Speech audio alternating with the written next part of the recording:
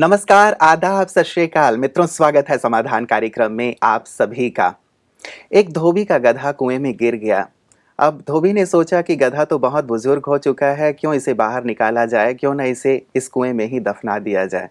आसपास की मिट्टी उठा करके वो कुएं में डालने लगा ताकि उस कुएं में ही वो गधा दफन हो जाए। जब गधे को अपने मालिक की मंशा का बोध हुआ तो वो जोर जोर से रोने लगा कि जीवन भर मैंने इसकी इतनी सेवा की और ये क्या कर रहा है मेरे साथ। लेकिन अचानक एक आश्चर्य हुआ, उसने रोना बिल्कुल बंद कर दिया। अब ये धोबी अपने काम में लगा हुआ था। उसे लगा कि अब देखूं गधा दब गया या नहीं दबा। गधा एक अजीब हरकत कर रहा था, एक अच्छी हरकत कर रहा था, पॉजिटिव हरकत।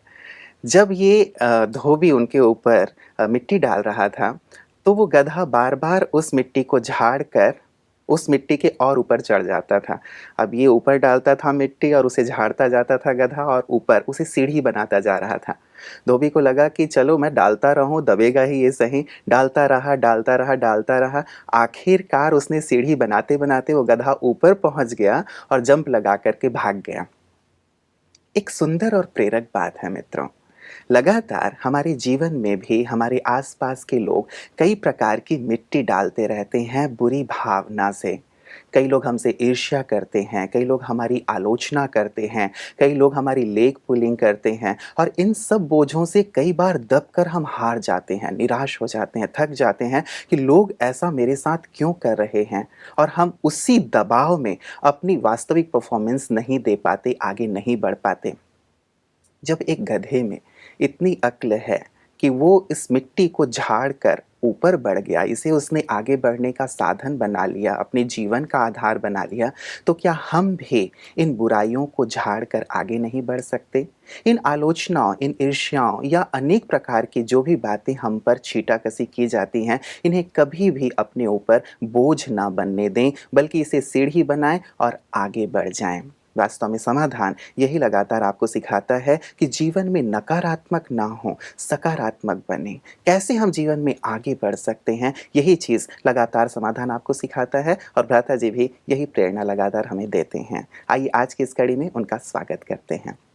भ्राता जी, बहुत बहुत अभिनंदन और स्वागत है। Thank you. भ्राता जी, क्या कहेंगे इस बात पे कि सचमुच आजकल लोग बहुत ज़्यादा हमारे ऊपर मिट्टी, कूड़े, कचरे और गंदी-गंदी चीज़ें ही डालते रहते हैं।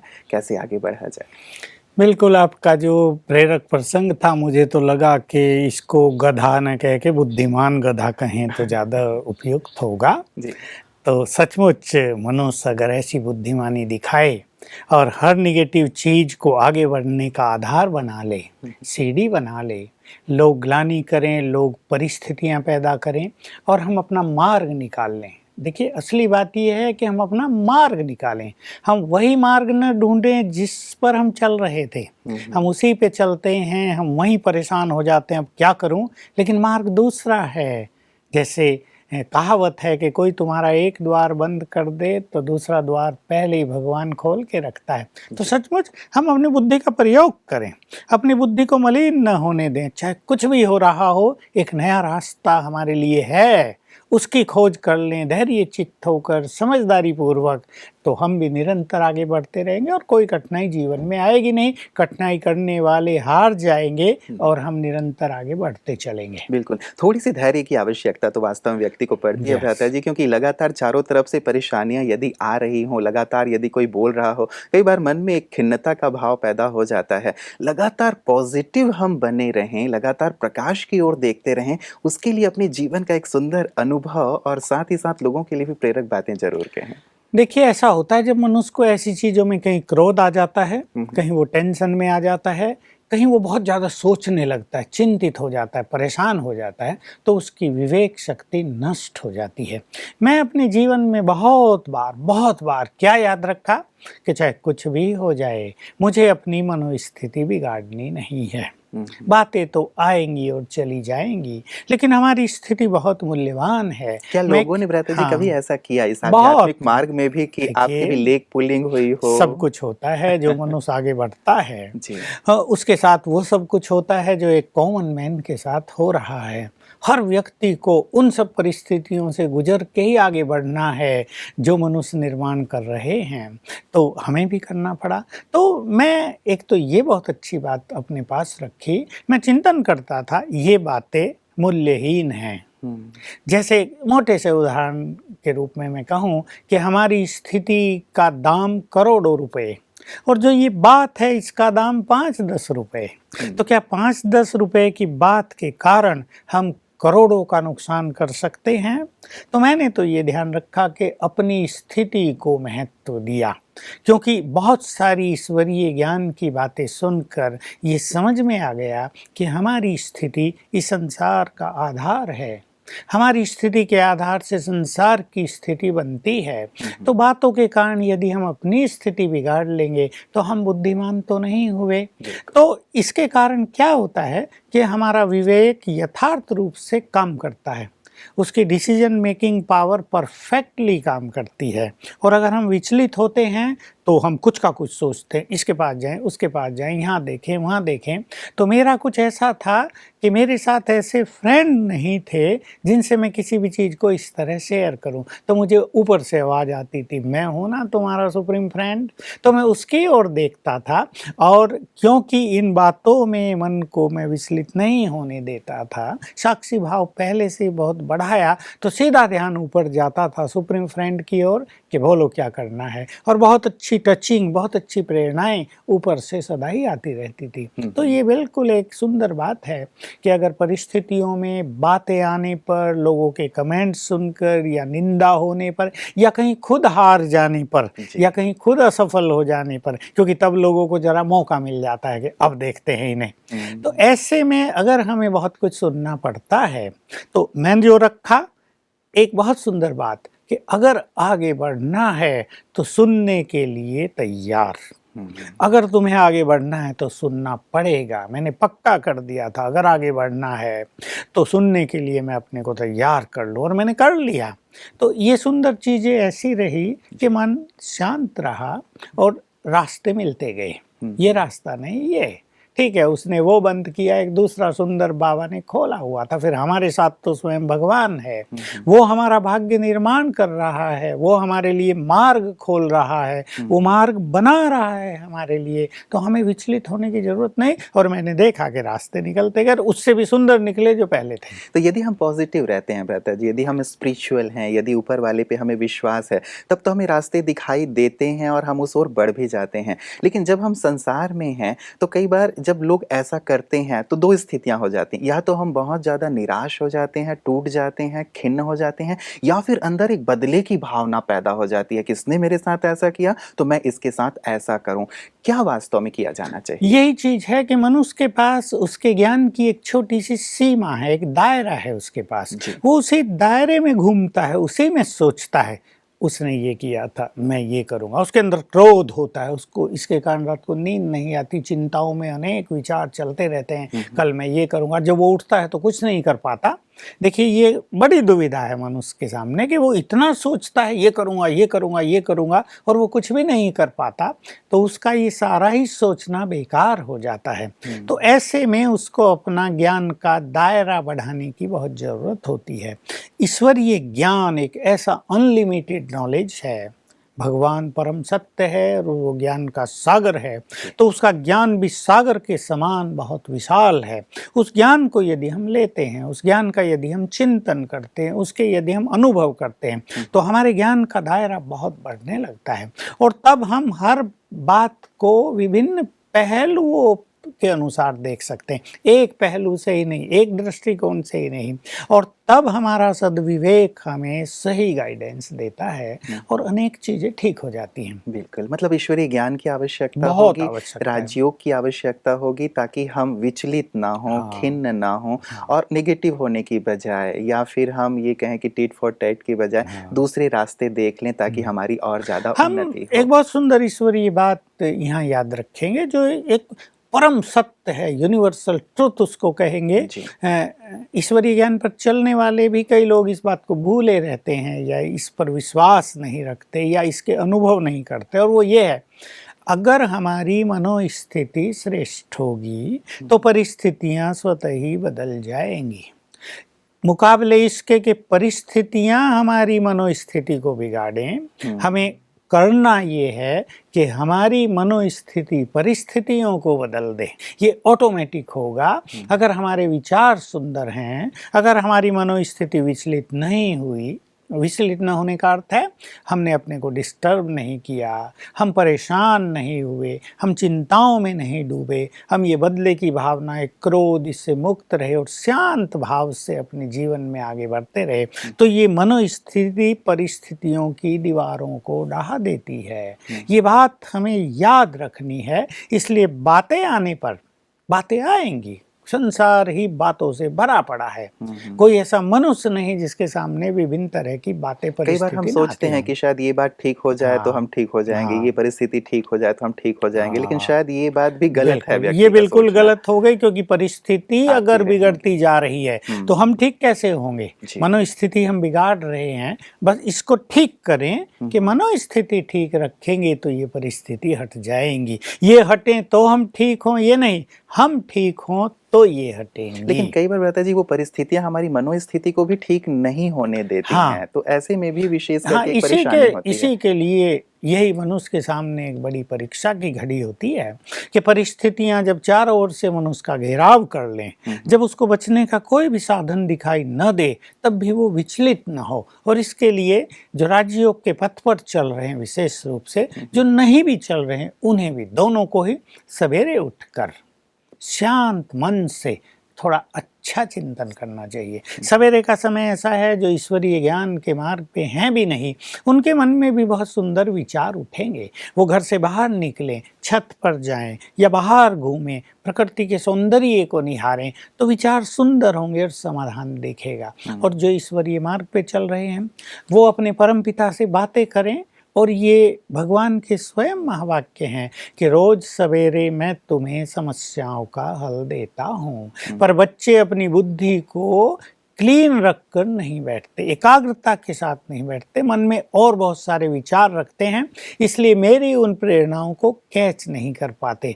तो फिर बाबा दोबारा भी जब वो समय आता है फिर टच करता है, ये नहीं ये करो, लेकिन बुद्धि के एंगेज रहने के कारण उसको कैच नहीं कर पाते। इसलिए जो राजयोग के पथ पर चल रहे हैं उन्हें सवेरे उठकर अपने मन को शिव बाबा के स्वरूप पर स्थिर कर देना चाहिए।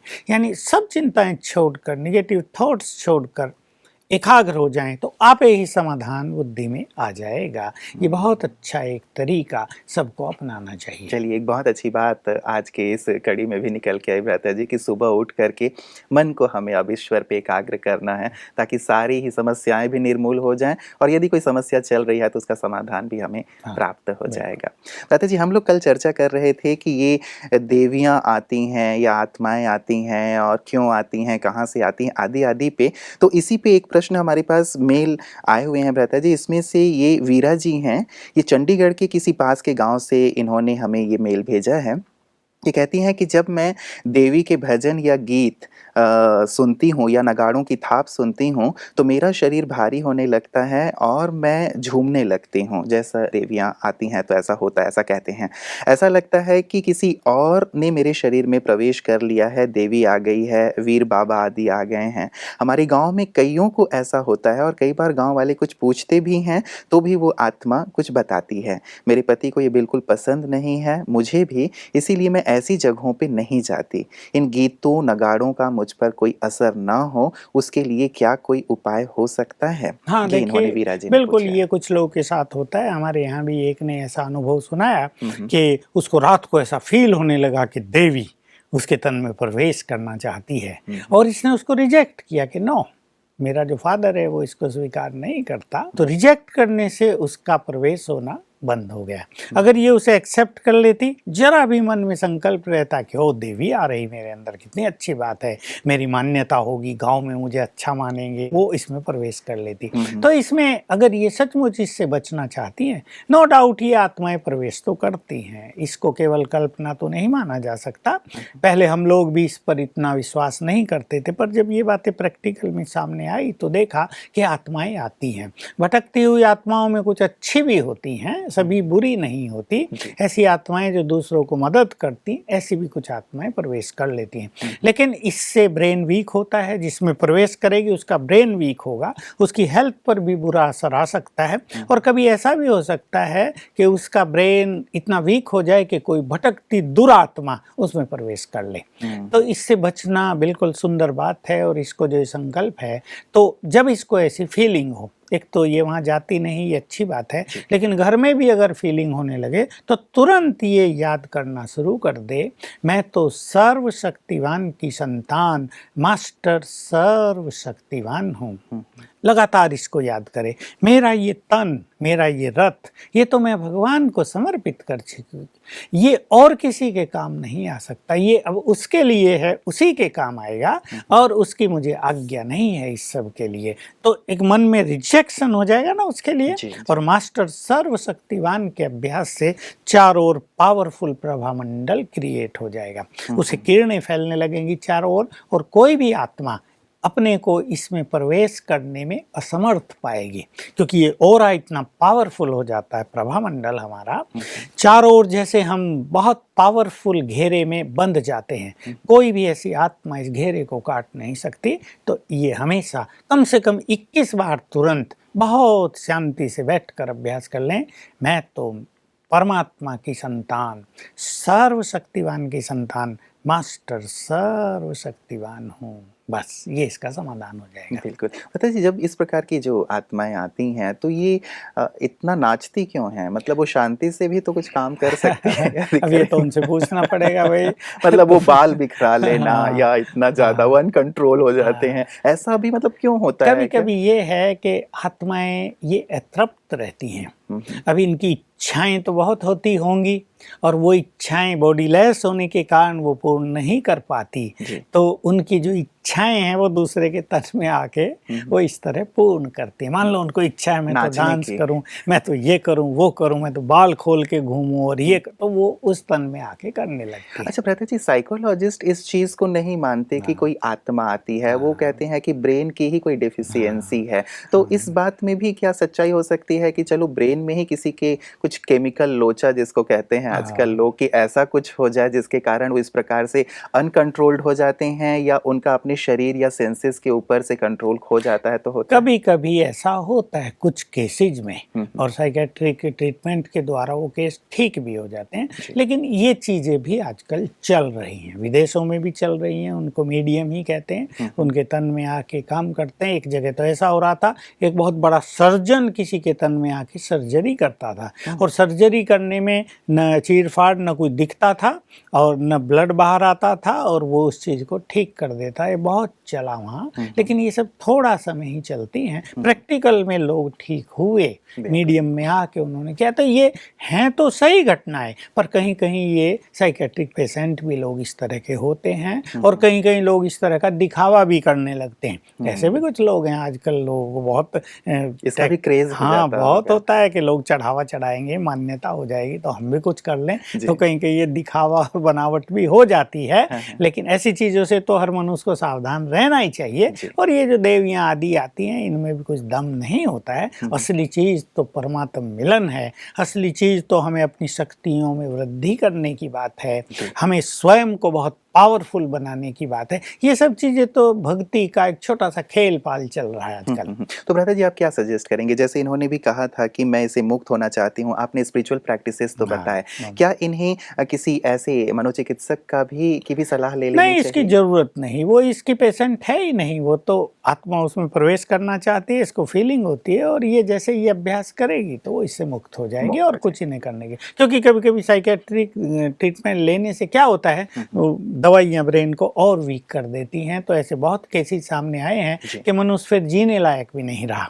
इसलिए हर केस में साइकेट्रिक के पास चले जाना ये भी एक समझदारी की बात नहीं है। जी भ्राता जी, इसी प्रकार का एक हमारे पास और मेल आया है, धनंजय जायसवाल जी ने भेजा है। ये कहते हैं कि गांव से कई बार ऐसे समाचार मिलते हैं कि फलानी महिला जादू टोना करती है, टोन्ही थी या कईयों को वो खा गई, इसलिए पंचायत और लोग उसे सरेआम दंडित करते हैं अमानवीय तरीके से। 21वीं सदी में ये सब बड़ा अजीब लगता है, अंधश्रद्धा, अंधविश्वास लगता है। इस विषय पर कृपया प्रकाश डालें कि क्या ऐसा कुछ होता है कि कोई ऐसी टोन्ही हो या इस प्रकार का ब्लेम करके किसी को बहुत अमानवीय तरीके से सताया जाए, परेशान किया जाए? आजकल ये सब समाज में बहुत ज़्यादा चल गया है, विशेष रूप से ग्रामीण इलाकों में जहाँ एजुकेशन की बहुत ज़्यादा कमी है, और शहरों में भी कभी कभी कोई आत्मा किसी के ऊपर ऐसा वार कर देती हैं, और ये कैसी रोज़ सामने आते हैं कि किसी अपने ही व्यक्ति ने कोई तंत्र मंत्र, कोई जादू टोना करा दिया और उसका असर हो गया है, बिजनेस ठप हो गया है, बीमारियां बढ़ गई हैं, इलाज हो नहीं रहा या बच्चा पढ़ नहीं पा रहा है। ये सब भी आजकल दिखाई दे रहा है। जैसे मैंने कहा कि पहले हम लोग भी इन चीज़ों में विश्वास नहीं करते थे, और हमारा ज्ञान तो इन सब बातों से बहुत आगे का है, बहुत ऊपर का है। ये बातें उसकी भेंट में बहुत छोटी निम्न स्तर की हो जाती हैं। ये देवियों की विशेष रूप से तमो प्रधान भक्ति, जिसमें भूत प्रेतों की भक्ति, ये बहुत चालू हो गई। ये भक्ति का अंतिम चरण है, बिल्कुल अंतिम, इसके बाद कुछ नहीं बचता। ये भी एक भक्ति है। भूत प्रेतों की भक्ति होती है, भटकती हुई आत्माओं की भक्ति। उन्हें वो राजी करते हैं, उन्हें अपने कंट्रोल में करते हैं, उनसे ऐसे वैसे उल्टे सुल्टे काम कराते हैं। तो ये सब चल रहा है। लेकिन अगर हम राजयोग का अभ्यास करते हैं, अगर हम अपनी विल पावर को बहुत बढ़ा लेते हैं, तो हम पर इन सब का कोई असर नहीं होगा। इसलिए मैं तो यही कहूँगा, गाँव में ये सब होता रहता है, पंचायत भी उनको दंड देती है, कभी कभी तो निर्दोष नारी भी इसमें मारी जाती है बेचारी। लोग बदला लेने की भावना से उसको बदनाम ही करते रहते हैं। इन चीज़ों से जहाँ तक हो सके बचना चाहिए, और राजयोग के द्वारा अपनी शक्तियों को बहुत बढ़ाना चाहिए। तो मतलब इस प्रकार की घटनाएं होती हैं, जैसे इन्होंने प्रश्न हो उठाया रही हैं, है। हो रही हैं प्रैक्टिकल में। तो भ्राता जी, ऐसे लोग जो इस प्रकार के जादू टोने का जो मतलब सहारा लेते हैं, चाहे वो महिलाएं हैं चाहे पुरुष हैं, उन लोगों के लिए आप क्या कहना चाहेंगे, यदि ये कर रहे हैं और ये गलत तरीके से कर रहे हैं या किसी को कष्ट पहुंचाने के लिए? देखिए, वही है कि जैसे संकल्पों का, अच्छे संकल्पों का प्रभाव दूसरों पर पड़ता है। जैसे हमारे हर संकल्प में क्रिएटिव एनर्जी है, जैसे हमारे पॉजिटिव संकल्प दूसरों पर बहुत सुंदर असर डालते हैं, मदद करते हैं। ये तंत्र मंत्र भी एक निगेटिव एनर्जी है जो दूसरों पर बुरा प्रभाव डाल देते हैं। बस ये इसलिए याद रखना चाहिए कि जो इन कार्यों में लगे हुए हैं वो पाप का काम कर रहे हैं, वो अकल्याण का काम कर रहे हैं। और मैं एक बात सदैव लोगों को कहता हूँ कि जो काम हम दूसरों के लिए कर रहे हैं वही काम कोई हमारे लिए भी करेगा। जैसा व्यवहार हम दूसरों से कर रहे हैं, हमें भी वैसे व्यवहार को सहन करना पड़ेगा।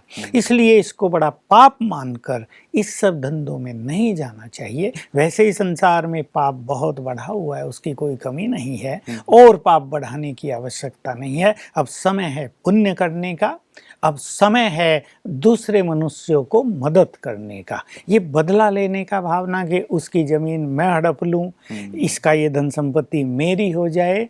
मैं हमेशा कहता हूँ कि दूसरे की संपत्ति से मनुष्य कभी सुखी नहीं हो सकता है। वो मेडिकल में जाएगी, वो चोरी में चल जाएगी, बच्चे को अगर वैसा अन्न खिलाया जाएगा उस धन से, वो बिगड़ जाएगा, सारा वो धन बेकार जाएगा, बदनामी होगी, टेंशन होगी। इसलिए पुण्य कर्म, चाहे पुण्य कर्म से मनुष्य को कम मिले, वो सूखी रोटी खाकर चैन की नींद सोए, वो कहीं कल्याणकारी है मुकाबले वशिष्ठ के इन पाप के धंधों में लग जाए मनुष्य। बिल्कुल भ्राता जी, ऐसे ही चूंकि ये सारी बातें चल रही हैं कि लोगों में बहुत सारी जो अंधविश्वास की बात है, तो एक ऐसी ही बात किरीट पटेल जी ने भेजा है हमें, ये भावनगर से हैं, और ये कहते हैं कि कई बार कोई छींक देता है तो लोग इसको अपशकुन मानते हैं, या कोई कहीं जा रहा हो पीछे से कोई आवाज दे दे तो उसे भी अशुभ कहते हैं। क्या इन सब बातों के पीछे भी कोई वैज्ञानिक आधार है, या यूं ही ज्यों ही मतलब मनगढ़ंत बातें हैं ये? देखिए, कहीं किसी को छींक दिया और कोई चला गया, उसका काम सफल नहीं हुआ, लोगों ने कहा तुमने छींका था या तुमने पीछे से आवाज दी थी।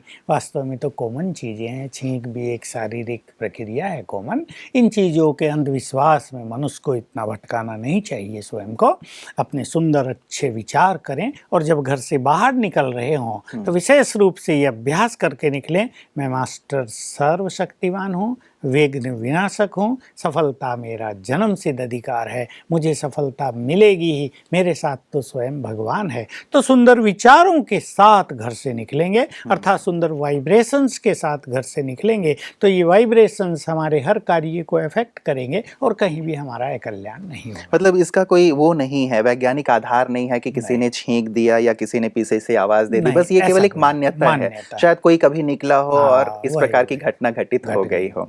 लता जी, बहुत सारे ऐसे और प्रश्न हैं कि वास्तव में विश्वास और अंधविश्वास के बीच मुझे लगता है बहुत ही बारीक सी रेखा है जिसे समझने की आवश्यकता है। हम चाहेंगे कि इस चर्चा को आपके साथ आगे भी जारी रखें, क्योंकि हमारा देश एक ऐसा देश है जहां ये दोनों ही चीजें बहुत ज्यादा मानी जाती हैं और इसी के आधार पे बहुत सारे कार्य होते हैं। आज के सुंदर प्रकाश के लिए लता जी आपका बहुत बहुत धन्यवाद। मित्रों, ये सचमुच बहुत ही सुंदर बात है, क्योंकि ये रोज रोज की बात है। आए दिन कभी बिल्ली ने रास्ता काटा, किसी ने छींका या किसी ने पीछे से आवाज दे दी या आदि आदि इत्यादि बहुत सारी चीजें हो सकती हैं जो आप अपने आसपास देखते होंगे। क्या इनका कोई वैज्ञानिक आधार भी है या हमने एक गलत मान्यता ही अपने मन में बिठा ली है? कई बार यदि हमने बहुत गहराई से अपने सबकॉन्शियस में कोई बात डाल ली होती है तो वैसा ही हो जाता है जैसा कि हमने सोचा हुआ है या जैसी हमारी मान्यता है। तो वास्तव में किस चीज पर विश्वास करें और किस चीज को हम अंधविश्वास कहते हैं, इस पे आगे हम गहराई से भ्राता जी से प्रकाश चाहेंगे। आप समाधान कार्यक्रम में हमारे साथ बने रहिएगा। कल भी इस चर्चा को हम आपके साथ जारी रखेंगे। आपका दिन बहुत बहुत शुभ और मंगलमय हो। नमस्कार।